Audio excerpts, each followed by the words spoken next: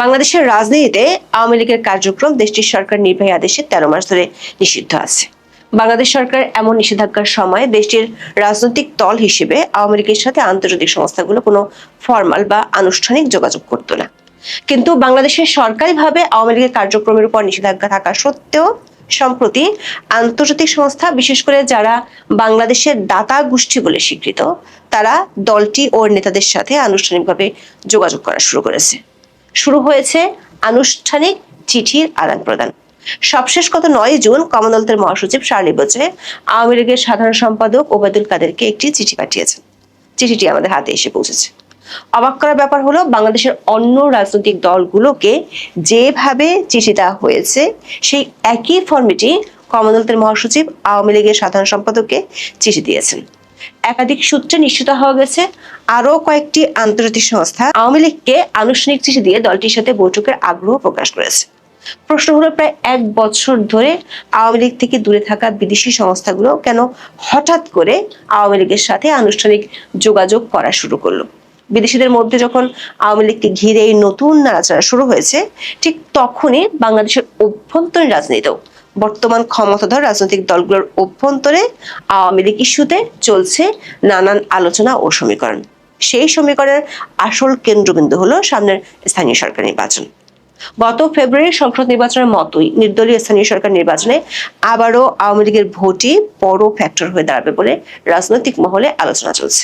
বাংলাদেশে গত বছর 10 মে হঠাৎ করে নিজের মদতপুষ্ট লোকজনকে দিয়ে যমুনার সামনে মব করিয়ে মোহাম্মদ ইউনূস নির্বাহী আদেশে আওয়ামী লীগের নিষিদ্ধের দাবি তুলেছিল। খুব দ্রুত বেগে তখন সন্ত্রাস বিরোধী আইনটিতে 2টি ধারার সংযোজন করে নতুন অধ্যাদেশ পাশ করা হয়েছিল। সে অধ্যাদেশের বলে ইউনূস সরকার তখন আওয়ামী লীগের কার্যক্রম নিষিদ্ধ করেছিল। সরকার আজ্ঞাবহ হয়ে নির্বাচন কমিশনে দলটির নিবন্ধন স্থগিত করেছিল, যে কারণে দলটি আর বিগত জাতীয় সংসদ নির্বাচনে অংশ নিতে পারেনি। নির্বাচনের পর সরকারের দল বিএনপি সংশোধিত অধ্যাদেশটি আইন হিসেবে পাশ করে, যে কারণে আওয়ামী লীগের কার্যক্রমের উপর নিষেধাজ্ঞা এখনো বলবৎ আছে। সংসদ নির্বাচনের সময় আন্তর্জাতিক সংস্থাগুলো অন্তর্ভুক্তিমূলক রাজনীতি নিষিদ্ধ করার জন্য তাদের বক্তব্য তুলে ধরলেও শেষ পর্যন্ত বাংলাদেশের ত্রয়োদশ জাতীয় সংসদ নির্বাচন আওয়ামী লীগ ছাড়াই অনুষ্ঠিত হয়েছিল। নির্বাচনের আগে কয়েক দফা একাধিক আন্তর্জাতিক সংস্থা বাংলাদেশে এসে সরকার, নির্বাচন কমিশন ও দেশটির রাজনৈতিক দলগুলোর সাথে বৈঠক করেছিল। এসব বৈঠকের খবরে তখন আওয়ামী লীগের সাথে কোনো ধরনের বৈঠক কিংবা আনুষ্ঠানিক যোগাযোগের কোনো তথ্য কোনো পক্ষ থেকে প্রকাশিত হতে দেখা যায়নি। তবে একাধিক সূত্র বলছে, বিতর্ক এড়াতে তখন কমনওয়েলথ কিংবা ইউরোপীয় ইউনিয়নের মতো আন্তর্জাতিক সংস্থাগুলো আওয়ামী লীগের সাথে অনানুষ্ঠানিক বৈঠক করেছিল। অন্য রাজনৈতিক দলগুলোকে আনুষ্ঠানিক চিঠি দিলেও আওয়ামী লীগকে তখন কোনো চিঠি দেওয়া হতো না এবং দলটির সাথে বৈঠকগুলো হয়েছিল অনলাইনে। যদিও বাংলাদেশের অন্য রাজনৈতিক দলগুলোর সাথে ফেস টু ফেস বৈঠক হয়েছিল এবং বৈঠকের আগে পরে দলগুলোকে আনুষ্ঠানিক চিঠিও দেওয়া হয়েছিল। যেমন গত বছরের 20 নভেম্বর প্রথমবারের মতো বাংলাদেশ সফরে এসেছিলেন কমনওয়েলথ মহাসচিব শার্লি বোচে। তিনি 20 থেকে 24 নভেম্বর পর্যন্ত বাংলাদেশ সফর করেছিলেন। 2026 সালের ফেব্রুয়ারি নির্বাচনের আগে শার্লি বোচে তখন তার ওই সফরের বিভিন্ন অংশীদারের সঙ্গে মতবিনিময় করেছিলেন। কমনওয়েলথ মহাসচিব তখন নিজের ফেসবুক পেজে রাজনৈতিক দলগুলোর সাথে বৈঠকের ছবি প্রকাশ করেছিলেন। শুধু একটি ছবি ছিল অনলাইন বৈঠকের, যেখানে অপর প্রান্তে কে ছিলেন তা উল্লেখ ছিল না। সূত্রগুলো বলছে, ওই বৈঠকটি হয়েছিল বাংলাদেশের সাবেক প্রধানমন্ত্রী শেখ হাসিনার ছেলে সজীব ওয়াজেদ জয়ের সাথে। দর্শক, একাধিক সূত্রে নিশ্চিত হওয়া গেছে নির্বাচনের আগে আরো কয়েকটি বিদেশি সংস্থা ও রাষ্ট্রের দূত আওয়ামী লীগের শীর্ষ ব্যক্তিদের সাথে এমন বৈঠক করেছিলেন। কিন্তু বাংলাদেশের আওয়ামী লীগের কার্যক্রম নিশ্চিত থাকার সময় গত 13 মাসে তারা ফরমাল বা আনুষ্ঠানিক যোগাযোগ করেনি, যেটি ঘটতে শুরু করেছে সম্প্রতি। বেশ কয়েকটি আন্তর্জাতিক সংস্থা আওয়ামী লীগের সাথে চিঠির মাধ্যমে আনুষ্ঠানিক যোগাযোগ শুরু করেছে।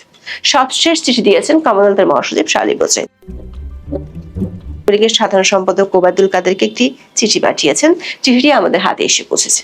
কমনওয়েলথের একটি টিম বাংলাদেশের বিগত জাতীয় সংসদ নির্বাচন পর্যবেক্ষণ করতে এসেছিল। সেই পর্যবেক্ষণ টিমের প্রতিবেদন প্রকাশ করতে যাচ্ছে কমনওয়েলথ। গত 9 জুন কমনওয়েলথ মহাসচিব আওয়ামী লীগের সাধারণ সম্পাদক ওবায়দুল কাদেরকে লেখা চিঠিতে জানান, কমনওয়েলথ বাংলাদেশের সংসদ নির্বাচন এবং জুলাই সনদের উপর গণভোট সম্পর্কিত প্রতিবেদনটি প্রকাশ করতে যাচ্ছে।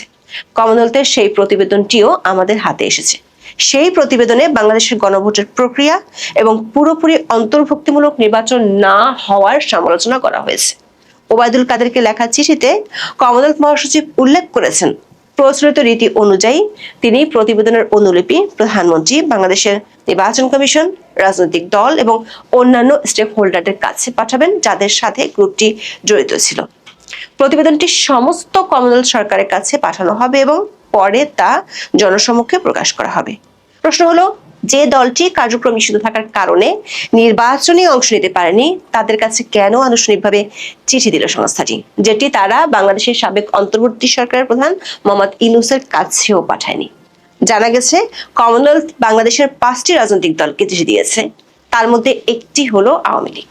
প্রশ্ন হলো, 13 মাস পর হঠাৎ করে কেন কমনওয়েলথের মতো একটি বড় আন্তর্জাতিক সংস্থা আওয়ামী লীগকে আনুষ্ঠানিক চিঠি দিয়ে যোগাযোগ করে তাদের রিপোর্ট পাঠাচ্ছে?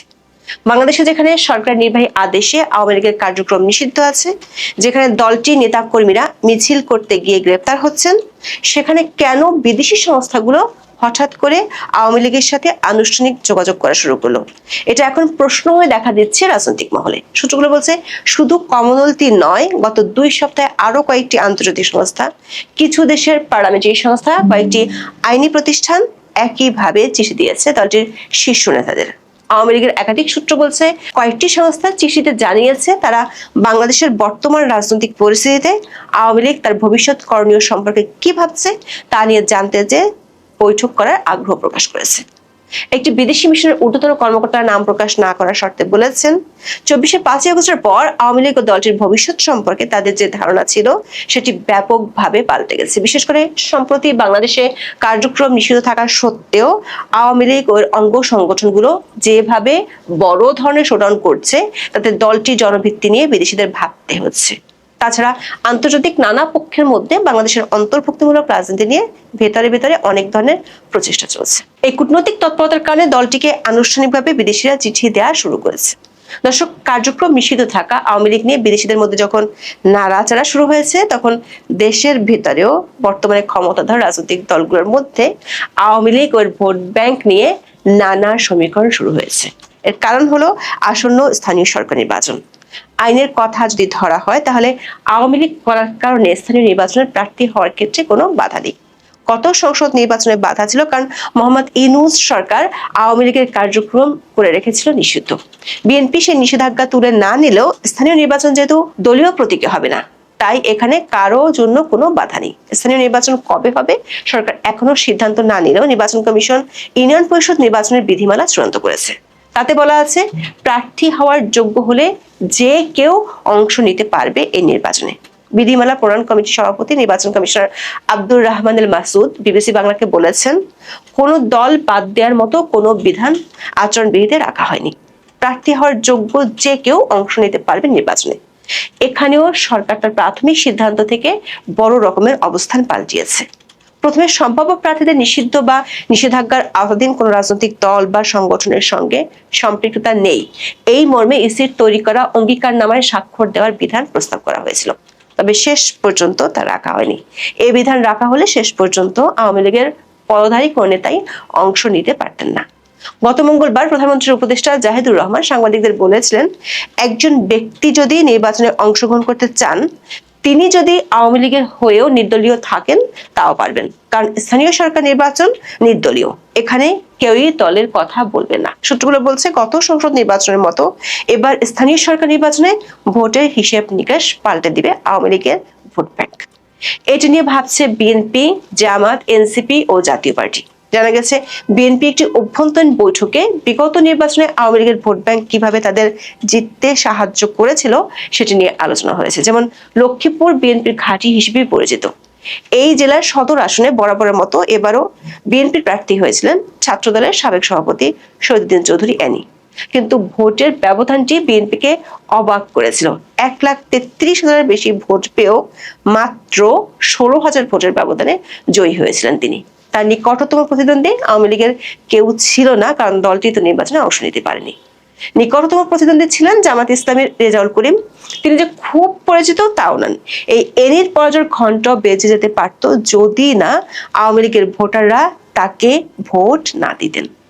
নির্বাচন বিশ্লেষক আব্দুল আলিম বিবিসি বাংলাকে বলেছেন, জাতীয় নির্বাচনে আওয়ামী লীগের ভোটাররা তাদের প্রার্থীদের ভোট দিতে পারেনি, যে কারণে তারা অন্য দলের দিকে ধাবিত হলেও এবার তারা নিজেদের প্রার্থীদের ভোট দেওয়ার সুযোগ পাবে। এতে বদলে যেতে পারে ভোটের সমীকরণ। বিশ্লেষকদের ধারণা, যদি আওয়ামী লীগের নেতা কর্মীরা নির্বাচনে অংশ নিতে পারে, সেক্ষেত্রে কার্যক্রম নিষিদ্ধ থাকা আওয়ামী লীগের জন্য রাজনীতিতে একটা কামব্যাকের বড় সুযোগ তৈরি হবে।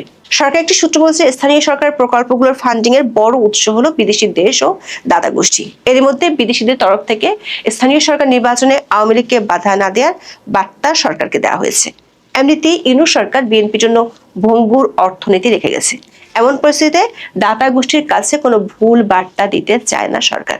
এখন দেখার বিষয়, দেশীয় রাজনৈতিক দলগুলোর মতো বিদেশিরাও আওয়ামী লীগকে নিয়ে যেভাবে আনুষ্ঠানিকভাবে ভাবতে শুরু করেছে, তার ফলাফল কোথায় গিয়ে দাঁড়ায়।